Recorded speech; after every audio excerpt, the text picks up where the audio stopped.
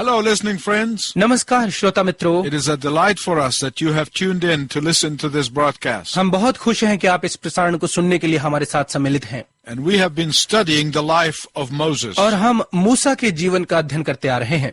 The Bible from cover to cover delineates the importance of the shedding of blood for atonement. Bible एक पन्ने से दूसरे पन्ने तक प्रायश्चित के लिए लहू बहाने के महत्व का वर्णन करती है। The Bible said, without the shedding of blood, there can be no forgiveness of sin. Bible कहती है बिना लहू बहाए पाप की क्षमा नहीं हो सकती। Beginning in the Garden of Eden, अदन की वाटिका से प्रारंभ होते हुए when Adam and Eve sinned by disobeying God, जब आदम और हवा ने परमेश्वर की अनाज्ञाकारिता करके पाप कर लिया, God shed the blood of an innocent lamb to make a covering for their nakedness. तो उनकी नग्नता को ढांपने के लिए परमेश्वर ने एक निर्दोष मेमने का लहू बहाया। Then the Bible tells us about Abel, फिर वचन हमें हाबेल के विषय में बताता है, who pleased the Lord by offering of a lamb as an act of worship. जिसने उपासना के रूप में एक मेमना भेंट चढ़ाकर परमेश्वर को प्रसन्न किया। When God made a covenant with Abraham, जब परमेश्वर ने अब्राहम के साथ एक वाचा बांधी, blood had to be shed. लहू बहाना आवश्यक था। And God himself walked in the blood as a foreshadowing of the cross. और क्रूस का पूर्व संकेत देते हुए परमेश्वर खुद उस लहू में से चला।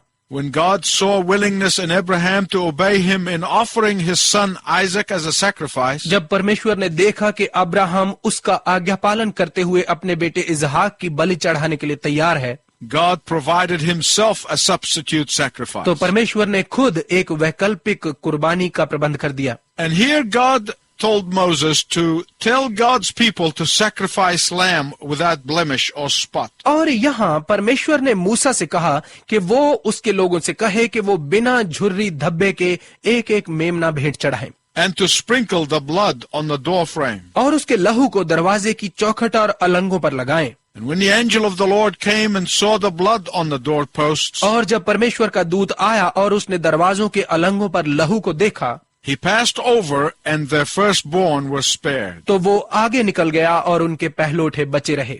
But those who had no blood on their doors परंतु वो जिनके दरवाजों पर कोई लहू नहीं लगा हुआ था, lost their firstborn on that dreadful day. उस भयानक दिन उन्होंने अपने पहलोटों को खो दिया। From that day on, the feast of the Passover was instituted. उसी दिन से फसह का पर्व निर्धारित किया गया। And that is why it is called Passover. और इसी कारण इसे कहा जाता है आगे चला गया। God passed over them because of the blood. परमेश्वर ने उन्हें नजरअंदाज किया क्योंकि उनके दरवाजों पर लहू लगा हुआ था। The people of God continued to practice animal sacrifice and the shedding of animal blood until the Lamb of God, the Lord Jesus Christ, came into the world. परमेश्वर के लोगों ने तब तक पशु बलि चढ़ाना और पशु लहू बहाना जारी रखा जब तक परमेश्वर का मेमना प्रभु यीशु मसीह संसार में नहीं आया। The Lamb of God who truly without blemish or spot. परमेश्वर का वो मेमना जिसमें सच में कोई झुर्री धब्बा नहीं था। The Lamb of God who is truly pure, holy and sinless. परमेश्वर का वो मेमना जो सच में शुद्ध, पवित्र और पाप रहित है। The Lamb of God who is perfect and without sin. परमेश्वर का वो मेमना जो बिल्कुल सिद्ध और पाप रहित है। After Jesus came and shed his own blood on the cross of Calvary, यीशु के आकर कलवरी क्रूस पर अपना खुद का लहू बहाने के बाद animal sacrifice ceased to exist. पशु बलि का अस्तित्व समाप्त हो गया। Why? क्यों? Because animal sacrifices were a foreshadowing of the real thing. क्योंकि पशु बलियां असल कार्य का केवल पूर्व संकेत थीं।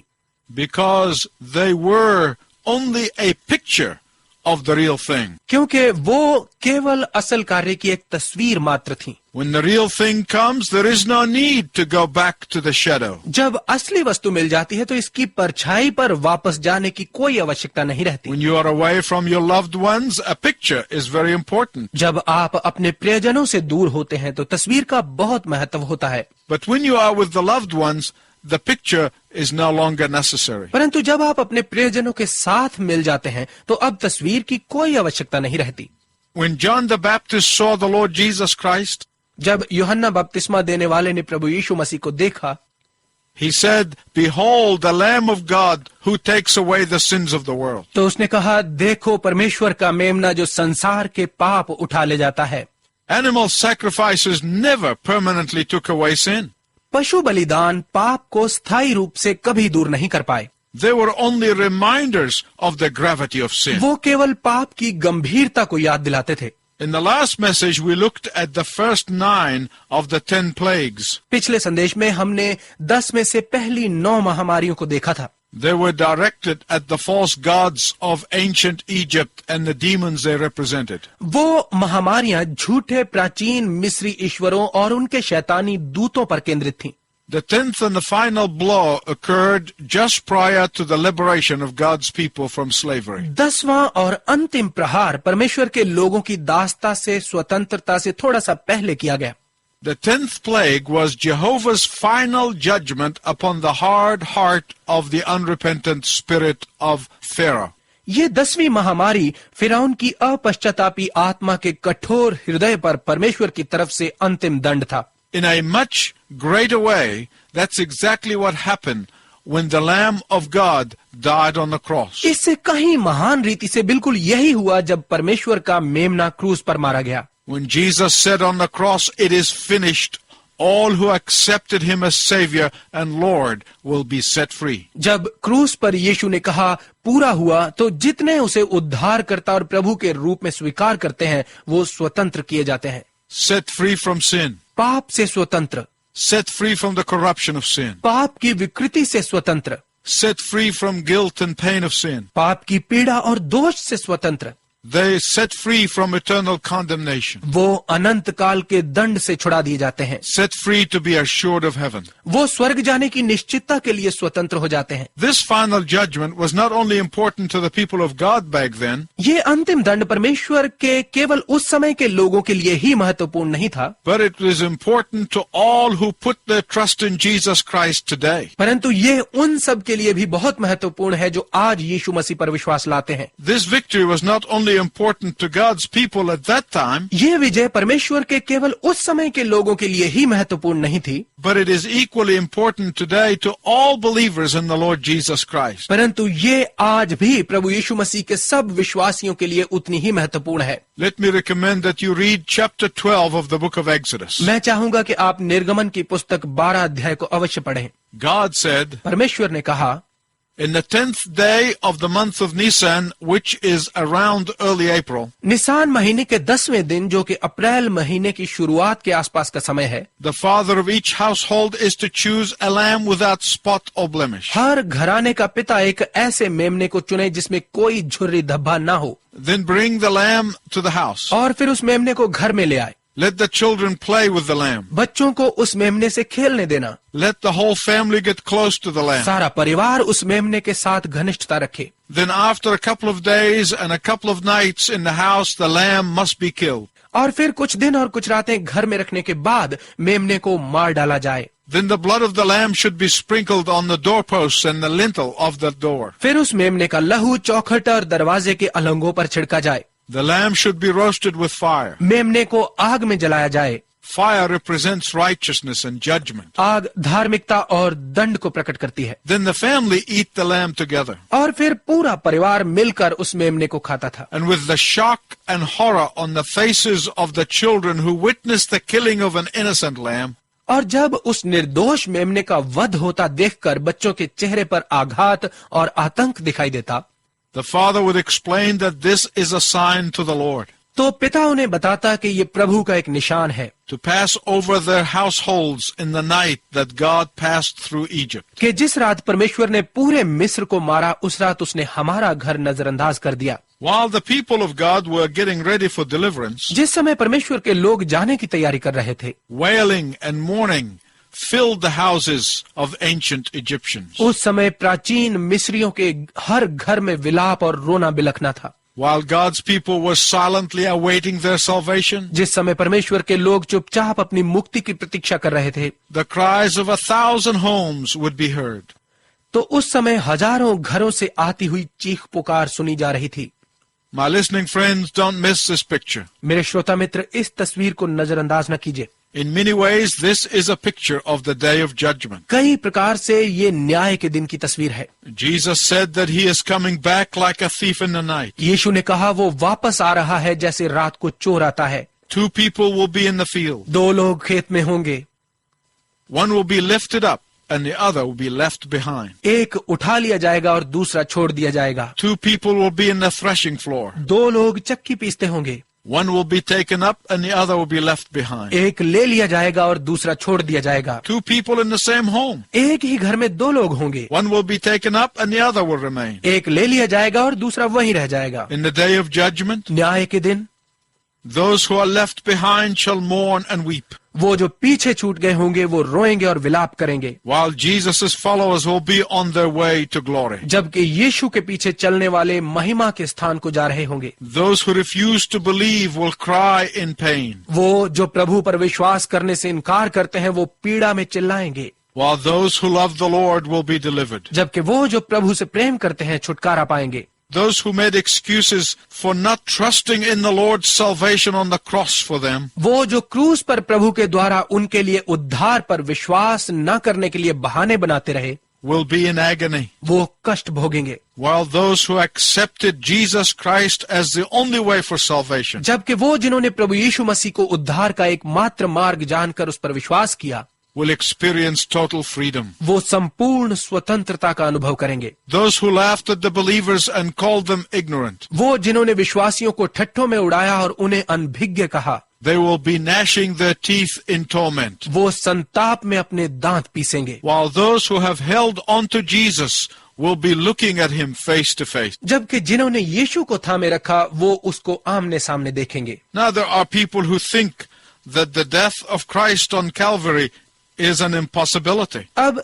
कई लोग ऐसे हैं जो सोचते हैं कि कलवरी पर मसीह की मृत्यु अनहोनी बात है। Others think that salvation only through the shed blood of Christ is ludicrous. कुछ और लोग ये सोचते हैं कि केवल मसीह के बहाए हुए लहू के द्वारा उद्धार एक बेतुकी बात है। There are those who say, surely God would not do this to a good man like Jesus. कई ऐसे भी हैं जो कहते हैं निश्चय ही यीशु जैसे अच्छे व्यक्ति के साथ परमेश्वर ऐसा कर ही नहीं सकता। Some say that there had to have been a better way. कुछ कहते हैं कि कोई और अच्छा रास्ता भी रहा होगा।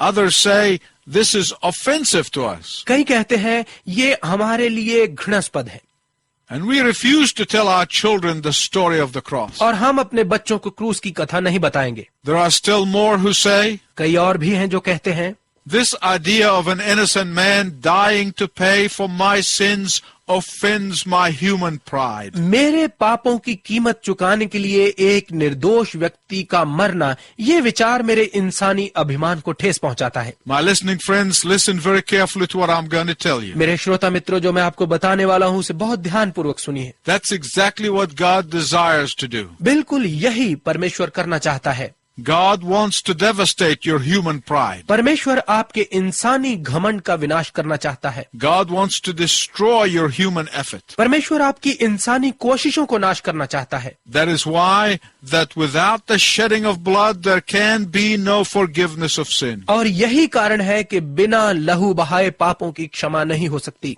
Do you know why so many people are offended by the thought of Jesus bleeding to death on the cross for them? क्या आप जानते हैं कि अधिकतर लोग यीशु के द्वारा क्रूस पर उनके लिए खून बहाने के विचार को गलत क्यों ठहराते हैं? It is because Satan is taking them down a blind alley. ये इसलिए है क्योंकि शैतान उनको एक ओर से बंद गली में ले जा रहा है And there he is going to destroy them. और वहां वो उनका नाश कर देगा। Why would Satan be so anxious to obliterate the teaching on the blood of Jesus? यीशु के लहू की शिक्षा को दबाने के लिए शैतान इतना तीव्र इच्छुक क्यों है? Because there is power in the blood. क्योंकि लहू में शक्ति है। The book of Revelation chapter 12 verse 11 tells us प्रकाशित वाक्य की पुस्तक 12 अध्याय का 11 पद हमें बताता है that the believers defeated Satan by the blood of the Lamb and by the word of their testimony. कि विश्वासियों ने मेमने के लहू और अपनी साक्षी के शब्द के द्वारा शैतान को हरा दिया।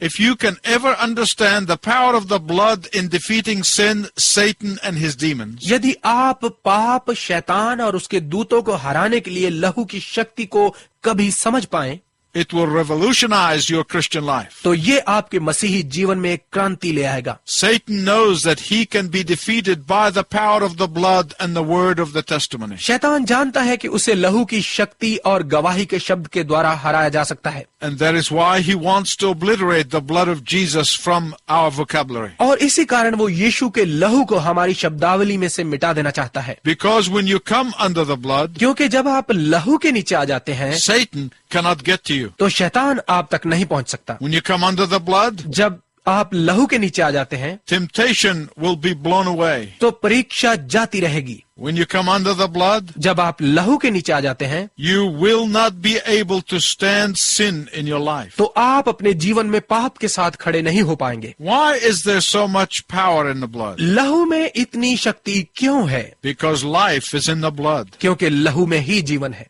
When you claim the blood of Christ, जब आप मसीह के लहू को पुकारते हैं you identify with the life of Christ which he gave up for you. तो आप मसीह के जीवन की पहचान में आ जाते हैं जो उसने आपके लिए दे दिया। When you come under the blood of Christ, जब आप मसीह के लहू के नीचे आ जाते हैं you are saying that the same blood which saved me from eternal hell can empower me to overcome sin and temptation here and now. तो आप कहते हैं कि वही लहू जिसने मुझे अनंत काल के नर्क से बचाया अभी और इसी वक्त मुझे पाप और परीक्षा पर विजय पाने की शक्ति दे सकता है। Now, claiming the blood is not a magical formula. अब लहू को पुकारना कोई जादुई नुस्खा नहीं है। No. नहीं, You claim that power of the blood by coming under the authority of Jesus Christ. आप यीशु मसीह के अधिकार के नीचे आने के द्वारा लहू की उस शक्ति की मांग कर सकते हैं। You claim that power in the blood in defeating sin in your life. आप उस लहू की शक्ति की मांग करते हैं अपने जीवन में पाप को पराजित करने के लिए। You claim the power of that blood in your daily overcoming of temptation. आप उस लहू की शक्ति मांगते हैं रोजाना परीक्षा पर विजय पाने के लिए। You claim the power of that blood for cleansing and forgiveness. आप उस लहू की शक्ति मांगते हैं शुद्ध होने और क्षमा पाने के लिए। You claim the power of that blood in serving and ministering. आप उस लहू की शक्ति मांगते हैं सेवा और सहायता करने के लिए। You claim the power of the blood over fear and anxiety. आप भय और चिंता पर विजय पाने के लिए उस लहू की शक्ति मांगते हैं। You claim the power of the blood over your children and their children. आप लहू की शक्ति मांगते हैं अपने बच्चों और आगे उनके बच्चों के लिए। And when you do that, और जब आप ऐसा करते हैं you are joining together with the multitudes in heaven gathered around the throne and singing. तो आप उन असंख्य लोगों के साथ सम्मिलित हो जाते हैं जो स्वर्ग में सिंहासन के चारों ओर खड़े गा रहे हैं। To him who sits on the throne and to the Lamb. उसको जो सिंहासन पर बैठा है और मेमने को। To him who loved us and washed us from our sins in his own blood. उसको जिसने हमसे प्रेम किया और अपने खून से हमें हमारे पापों से साफ कर दिया। To him be glory and dominion now and forever. प्रभुत्व और महिमा अब और सदा तक उसी को मिले। Are you sure you're going to heaven? क्या आपको निश्चय है कि आप स्वर्ग जाएंगे? If not, you can come to Jesus Christ right now यदि नहीं तो आप इसी वक्त प्रभु यीशु मसीह के पास आ सकते हैं and accept his shed blood on Calvary to be for you. और कलवरी पर बहाए गए उसके लहू को स्वीकार कर सकते हैं कि वो आपके लिए ही बहाया गया। And he will welcome you. और वो आपका स्वागत करता है। Until next time, I wish you God's richest blessing. अगले समय तक मैं आपके लिए परमेश्वर की उत्तम आशीष की कामना करता हूं।